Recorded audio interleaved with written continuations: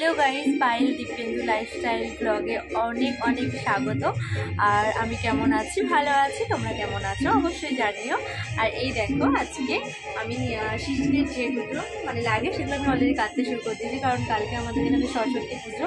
আর সিজনের যে সরঞ্জাম লাগে দেখতেই পাচ্ছ, আগের দিন রাতে আমরা সব কেটে রাখি। তো ঠিক আছে, দেখো।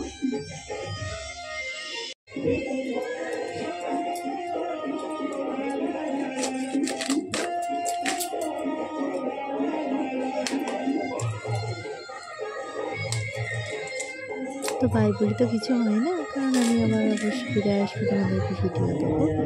তো ঠিক আছে, কোনো ব্যাপার না, দেখতে থাকো।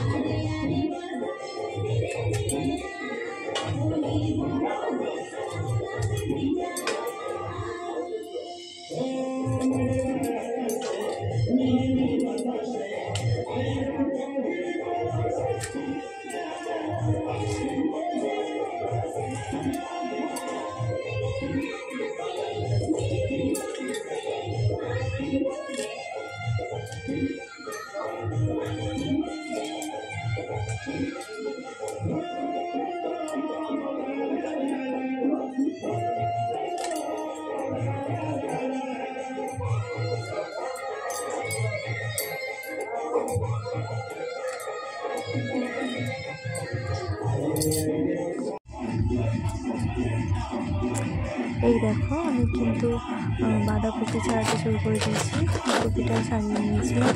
আর হ্যাঁ, ওই বক্সের যে আওয়াজ শুনতে পাচ্ছেন তার জন্য অবশ্যই আমাকে একটু ক্ষমা করে দেবেন।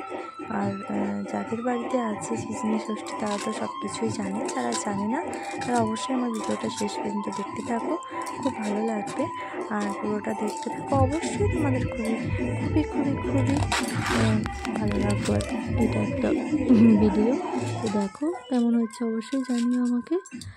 শেষ পর্যন্ত দেখতে থাকো। আর ভিডিওটা ভালো লাগলে একটা লাইক, কমেন্ট, শেয়ার অবশ্যই করো। তোমাদের একটা লাইক এবং কমেন্ট এবং শেয়ার আমাদেরকে অনেক অনেক জায়গায় নিয়ে যেতে পারে। তো সুতরাং একটু পাশে থেকো আর ভিডিওটা দেখতে থাকো শেষ পর্যন্ত।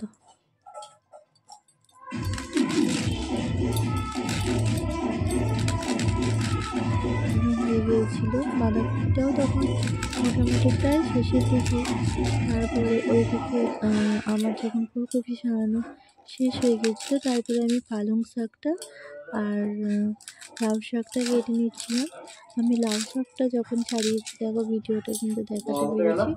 আর ওই দেখো, আমার কিন্তু কাকা এসেছিলো, বললো আমার বাবাকে চাইছিল, তো আমি বললাম বাবা বাইরে গিয়েছিল কাকা। আর তারপরেই দেখো আমি কিন্তু লাউ শাকটা ছাড়িয়ে নিচ্ছিলাম। আর লাউ শাকটা ছাড়াতে জানো তো বন্ধুরা, অনেকটাই টাইম লেগেছিলো, কারণ লাউ শাক তো বুঝতেই পারছো একটুখানি টাইম লাগে। তারপরে পালং শাকও দিয়ে দিয়েছিলাম আমি একে একে। আর এটা আমি তখন দেখাচ্ছিলাম যে কত সরু করে আমি কাটতে পারি বাঁধাকপি। তো যাই হোক, এই দেখো আমি এই মাত্রই বললাম যে আমি লাউ শাকটা তারপরে কেটে নিচ্ছিলাম। তো দেখো লাউ শাকটাকে আমি কেটে নিচ্ছিলাম। আর তারপরে আমি ফুলকপিটাকেও আস্তে আস্তে ছাড়িয়ে নিচ্ছিলাম। আর আমার মাও আমার পেছনেই বসেছিল, মা গোটা সেদ্ধর জন্য যেগুলো লাগে সেগুলো রেডি করছিল। তোমরা দেখো ভিডিওটার মধ্যে দেখতে পাবে, আমি দিয়ে দিয়েছি। আর স্কিপ না করে আস্তে আস্তে ভিডিওটা দেখো, খুব ভালো লাগবে। সত্যি গ্রামগঞ্জে এরকম একটা সিজনে রান্না। আর এই যে দেখতে পাচ্ছ লাউ শাকটা, এটা আমার কাকিমায়েদের গাছের হয়েছে আর কি, মানে ওরা ওদের চালেতে বসিয়েছে, এটাও হয়েছে। আর পালং শাকটা যেটা আমি এর পরে কেটেছিলাম, সেটা আমাদের জমির, মানে আমার বাবা চাষ করেছিল। তো কিছু কিছু জিনিস খুব ভালো লাগে আমার, কারণ আমার এরকম নিজেদের বাড়ির সবজি তুলে এবং সেটা রান্না করতে একটা অন্য ফিলিংস মানে পাই, যেটা হয়তো মানে বাজারে সবজি কিনে পাই না। তো সত্যি এটা একটা অন্যরকম ফিলিংস, সেটা হয়তো আমি বলে বোঝাতে পারবো না।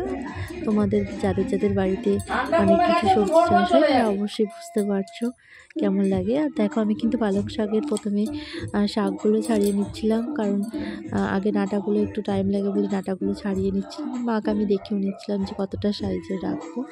তো তারপরে আমি ডাঁটাগুলো ছাড়ানো হয়ে যাওয়ার পরে আমি শাকটা কেটে নিয়েছিলাম। আর পালং শাকটা যখন ছাড়িয়েছিলাম আমি কিন্তু তোমাদের দেখাতে পারিনি, একদম শেষে কিন্তু আমি তোমাদেরকে দেখিয়েছিলাম। তো দেখো আমি নিজেই ধরেছিলাম এবং ভিডিও করেছিলাম। আর এই দেখো আমার মা অলরেডি মটরশুঁটি এই গোটা সেদ্ধ যেটা বললাম আর কি সেটা রেডি করেছিল। আর এই যে সিম আর ওই মটরশুঁটি আর এদিকে বেগুনটা একটুখানি মা ছোটো যেগুলো ছিল সেগুলো আলাদা করে রাখছিল, আর বড়োগুলো কারণ গোটা সেদ্ধই লাগবে। আর এই দেখো একদম শেষে আমি সমস্ত জিনিসগুলো তোমাদেরকে একটা ভিডিওতে ধরেছি। এগুলো কাল আমাদের রান্না হবে সরস্বতী পুজোর দিন, যেটা আমরা খেয়ে থাকি। আর এই দেখো পালং শাক আর লাউয়ের মিক্স আমি দেখিয়ে দিচ্ছিলাম, তোমরা ভালো করে দেখো। এখানে কিন্তু দেখতে পাবে কিছুটা লাউ এবং পালং শাক।